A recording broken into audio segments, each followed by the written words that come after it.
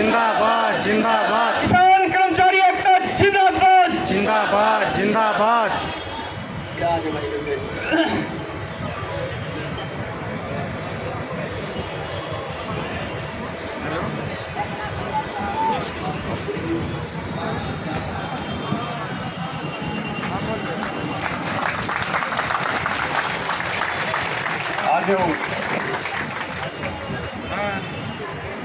आदरणीय अध्यक्ष मंडल और तमाम आपकी कमेटी के वो साथी जो इस आंदोलन का नेतृत्व कर रहे हैं और जितने भी हमारे नेतागण पहुंचे हैं अलग अलग संगठनों के, मेरी माताएं बहनें, हमारे नौजवान साथी, सभी का मैं आभार प्रकट करता हूं। साथियों, लगभग 2 जून से आपका आंदोलन चल रहा है और आज हम समय से जल्दी इसलिए भी आए क्योंकि करीब 12 बजे सरखी दादरी में हमारी मीटिंग है भिवानी के डीसी, सरखी दादरी के डीसी, डीआरओ और डीडीए के साथ। लुहारू में हमारा एक आंदोलन चल रहा है, बाडड़ा में एक आंदोलन चल रहा है 350 करोड़ बीमा क्लेम घोटाले के खिलाफ। और 24 तारीख को बाडड़ा में मुख्यमंत्री नायब सैनिक का प्रोग्राम भी है और किसानों ने उस प्रोग्राम के विरोध का ऐलान कर रखा है कि भाई मुख्यमंत्री आए तो 350 करोड़ रुपए खातों में डाल करके आए, मुख्यमंत्री आए तो दोषियों के खिलाफ कार्रवाई होनी चाहिए जिन्होंने किसानों के 350 करोड़ रुपए 2023 खरीफ के बीमा क्लेम को लूटने का काम किया। तो मैं आपके बीच में अपनी बात रख के और आपसे इजाजत लूंगा दादरी जाने के लिए, और ये मैं आपको आश्वासन देकर के जा रहा हूं कि आप कोई भी फैसला लेंगे तो हम उस फैसले पर आपके साथ खड़े मिलेंगे। दादरी से रोहतक कोई दूर नहीं है, लगभग 1 घंटे की दूरी है।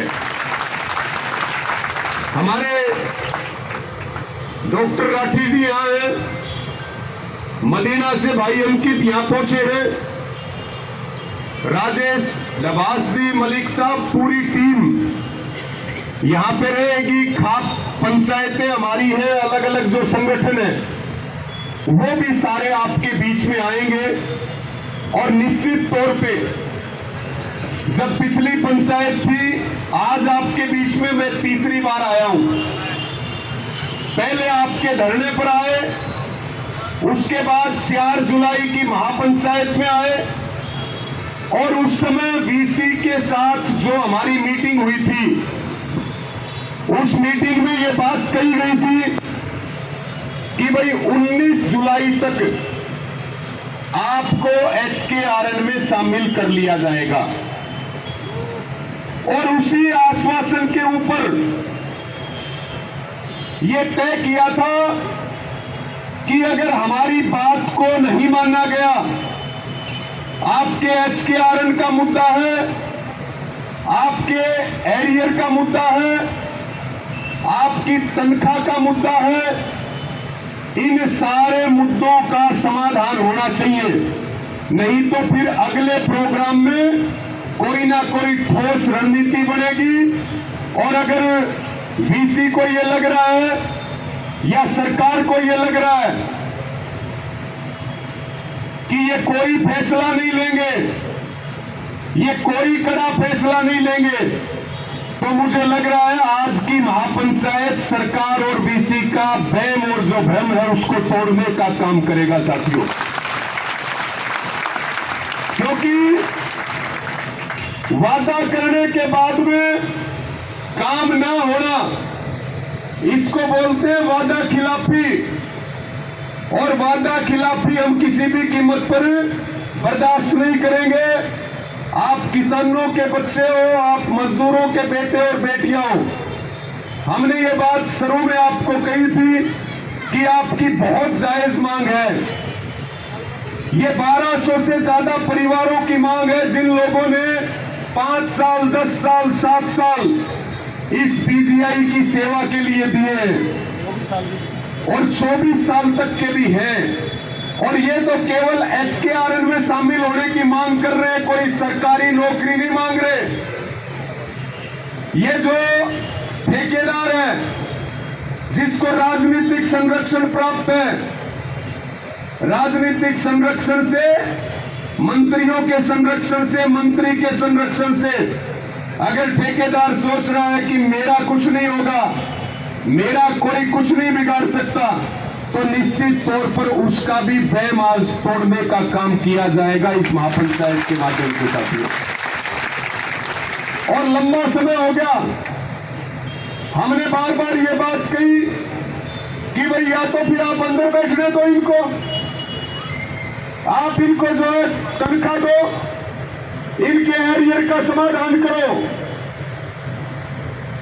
2 जून से लेकर के और अब तक आपके आंदोलन को तोड़ने की बहुत कोशिश करी, कई षड्यंत्र इन्होंने करे आपके खिलाफ, लेकिन मैं ये आपकी एकता की ताकत मानता हूं, आपके संघर्ष की ताकत मानता हूं कि इन्होंने सारे तीर अपनी कमान से चलाए हैं, लेकिन उसके बावजूद भी इनका कोई भी तीर निशाने पे नहीं लगा। आप लोग मैदान में डटे हुए हो मजबूती के साथ।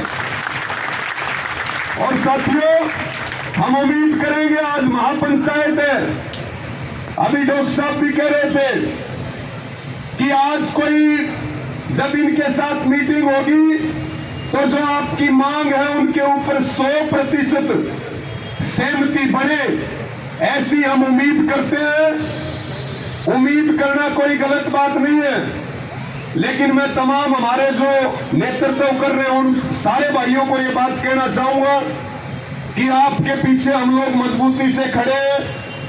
आपको कहीं भी ये लगे कि हमारे साथ धोखा हो रहा है, हमें बरगलाया जा रहा है, हमें बेवकूफ बनाने का काम किया जा रहा है, तो आप लोगों को हमारी खाप पंचायतों के साथ, संगठनों के साथ, उनके साथ मिलकर के एक मजबूत फैसला आपको लेना चाहिए। और मजबूत फैसला लोगे तभी इनका अहंकार टूटेगा, इनका वहम टूटेगा और आप लोगों के आंदोलन की ऐतिहासिक जीत होगी, आप जीत करके जाओगे। साथियों, ज्यादा समय ना लेते हुए, क्योंकि पीछे 2 बार में आया तो दोनों बार बारिश हुई थी और आज भी बारिश का मौसम हो रहा है। और भाई, ना बारिश हमारा रास्ता रोक सकती, ना आंधी तूफान रास्ता रोक सकता, और ना इनकी साजिश हमारा रास्ता रोक सकती है। आपका जब यह आंदोलन 2 जून से आपका आंदोलन चल रहा है, हमारे साथियों ने तमाम नेताओं से अब की बार तो जाकर के संपर्क किया, सबके पास गए, बिल्कुल जायज मुद्दा है, आपकी जायज मांग है, सबकी भावना आपके साथ है, हम लोग आपके साथ हैं। निश्चित तौर पर आपके आंदोलन की बहुत जल्दी जीत होने वाली है, ऐसी उम्मीद मैं करता हूं साथियों। और अनुशासन से आंदोलन चलते हैं। आप जब अनुशासन में रहते हो, आप जब लोकतांत्रिक तरीके से लड़ते हो, बीच में इन्होंने पुलिस को आगे करके भी आपके आंदोलन को तोड़ने का काम किया। ये प्रयास किया था कि नहीं किया था बताओ? पुलिस को आगे करके भी प्रयास किया। इन्होंने अलग अलग लोगों के खिलाफ दरखास्त दे करके भी प्रयास किया, बहुत सारे प्रयास किए गए, लेकिन ये बताओ इनका कोई प्रयास सफल हुआ है क्या? इनकी कोई साजिश सफल हुई है क्या? और हमारा आंदोलन पहले से भी मजबूत है और मैं ये मानता हूं कि बिल्कुल इसमें हमारी जीत होगी और एक नजीर पेश की जाएगी। बाकी लोगों को भी लड़ने की एक ताकत मिलेगी, उनको भी एक प्रेरणा मिलेगी, ऐसी मैं उम्मीद और प्रार्थना करता हूं। साथियों, ज्यादा समय ना लेते हुए बिल्कुल आप सबको ये वादा कर रहे हैं कि तन से, मन से और धन से आपके साथ है। आप सबने मेरी बात सुनी, सबका बहुत बहुत धन्यवाद है, सबका बहुत बहुत आभार है। और 2-3 नारे मेरे साथ लगा दो, दोनों हाथ उठा करके और मुट्ठी बंद करके। किसान मजदूर कर्मचारी एकता जिंदाबाद, किसान मजदूर कर्मचारी एकता जिंदाबाद। कई अब भी नारे नहीं लगा रहे, नारे लगाओ भाई, नारों से आंदोलन में जोश बढ़ता है और नारों से सरकार पे दबाव बढ़ता है। नारे लगाओ। कईयों को तो अब भी लग रहा है कि मोदी 15 लाख रुपया खाता में जरूर गिरेगा, नारे नहीं लगाएंगे। अरे भाई, अब भी किसी को बैम बच रहा है क्या? अब भी बच रहा है किसी को बैम? इसको माइक को ठीक करिए थोड़ा। अब भी किसी को बैम नहीं बचना चाहिए। आलमपुर से भाई सुरेश और हमारे साथी आए,